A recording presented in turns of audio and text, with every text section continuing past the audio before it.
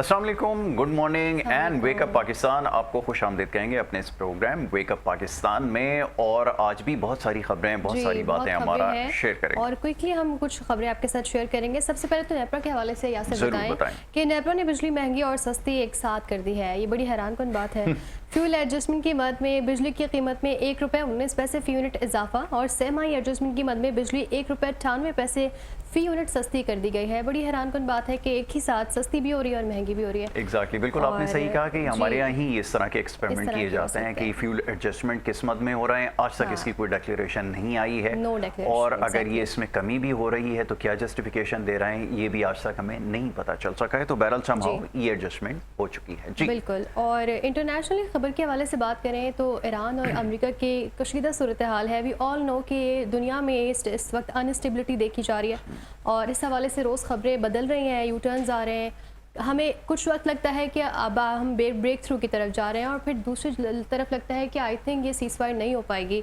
तो सदर ट्रंप को हमेशा एक अमन के दाई के तौर पर याद रखा जाएगा और जनूबी एशिया में क़याम अमन के लिए अमरीकी सदर की कोशिशों का खैर मकदम करते हैं। ये किसने कहा है? ये कहा है वज़ीर आज़म पाकिस्तान शहबाज शरीफ ने ट्रंप की तारीफ करते हुए ये वाज़ेह किया। Exactly, it is indeed a very smart move और पाकिस्तान जिस तरह प्ले कर रहा है पूरी दुनिया इसकी तारीफ कर रहा है। एग्जैक्टली, ये बड़ा ज़रूरी है कि इस तरह की स्टेटमेंट्स जो हैं वो फ्लोट की जाएँ क्योंकि प्रेसिडेंट साहब जो हैं, ख़ासतौर पर प्रेसिडेंट ट्रंप जो हैं अमेरिका के, उनके हवाले से जो कुछ सरफेस हो रहा है, उनकी नफ्सियात के हवाले से, उनके फैसलों के हवाले से और ख़ास तौर पर उनकी पॉलिसीज़ के हवाले से, उनको एग्जैक्टली यू टर्न्स के हवाले से एब्सोल्युटली।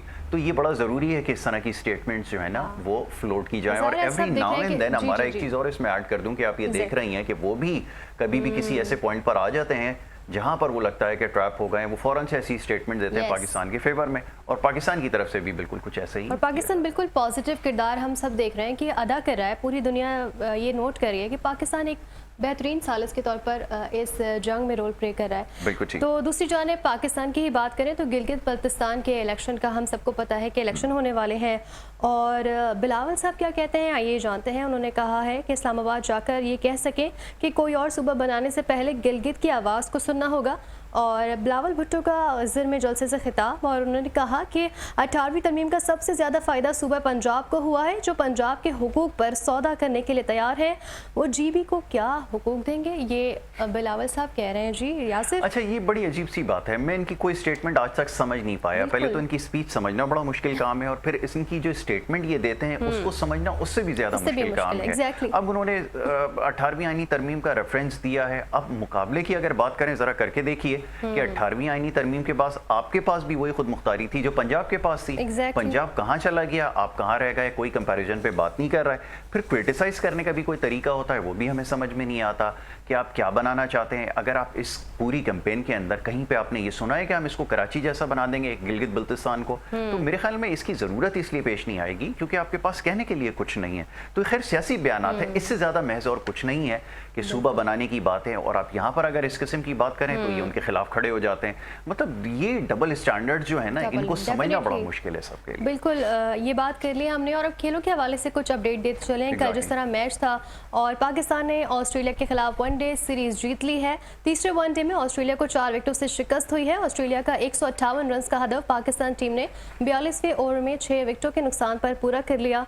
वनडे सीरीज में 2-1 से पाकिस्तान के नाम बाबर आजम 40 और मां सदाकत 27 रन बनाकर नुमाया रहे। शादाब खान को 29 और अब्दुल समद के 18 रन की जिम्मेदाराना इनिंग्स। ऑस्ट्रेलिया के मैथ्यू किनामैन ने 38 रन देकर 3 खिलाड़ियों को भी आउट कर दिया। फाइनली हम जीत गए हैं, जीत तो गए हैं। चले मैं मुख्तसरन इसमें ये इजाफा कर दूं कि अब ये बड़ी अजीब सी बात है कि ये जो रिकॉर्ड के ऊपर नंबर्स आते हैं ना, बस लोग इनको याद रखते हैं। बहुत पुअर क्रिकेट खेली है, बहुत ही poor performance by and large रही है। बॉलिंग हो, फील्डिंग हो, बैटिंग हो, ये जो भी 40 रन की बात हो रही है, 84 बॉल पर उन्होंने ये 40 रन बनाए हैं। तो मॉडर्न डे क्रिकेट के हवाले से कल हम रैंकिंग की बात कर रहे थे, आज आपको बड़ा फ्रैंकली और बिल्कुल ऑनेस्टली बताता हूं मैं, ये हमारे क्रिटिक्स आपको क्रिकेट के जो सो कॉल्ड एक्सपर्ट्स और फॉर्मर क्रिकेटर्स हैं ये नहीं बताएंगे।